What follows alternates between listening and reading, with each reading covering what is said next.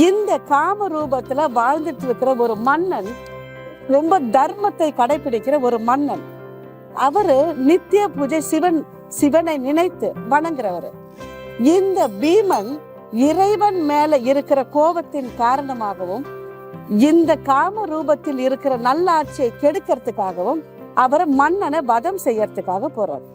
மன்னனை வதம் செய்யும் பொழுது போரில் தோற்ற மன்னனை அவரு ஜெயில வைக்கிறாரு, சிறை கைதியா வைக்கிறாரு. சிறையில தன்னுடைய தர்ம பத்னியோட தினமும் பூஜைகளை செஞ்சுட்டே இருக்காரு. அதே நேரத்துல இந்த பீமாசுரனின் ஆட்டம் ரொம்ப அதிகமா இருக்கிறதுனால இவனை வதம் செய்யணும் அப்படின்னு சொல்லி தேவர்கள் தவம் இருக்கிறாங்க. எங்க இப்ப நம்ம உட்கார்ந்துட்டு இருக்கிற இடத்துல தேவர்கள் தவம் செய்யறாங்க. சிவபெருமானை நோக்கி பீமாசுரனை வதம் செய்யணும் அப்படின்னு சொல்லிட்டு,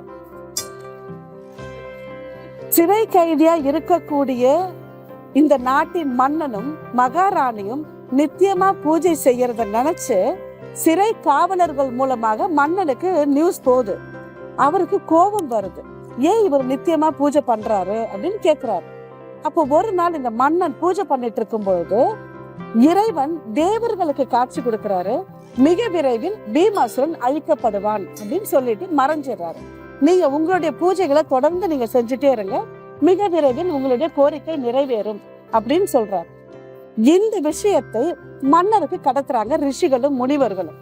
அப்ப அவர் இன்னும் மிக ஸ்ரத்தையோட தன்னுடைய தர்ம பத்தினியோட அந்த பூஜைகளை பண்ணிட்டே இருக்காரு. அப்போ ஒரு நாள் பீமாசுரன் அங்க வரும்பொழுது தன்னுடைய வாளால இந்த நாட்டின் மன்னனான தர்மனை வதம் செய்யறதுக்காக வாளை நோக்கும் பொழுது சிவபெருமானுடைய லிங்கத்து மேல பட்டுடுது.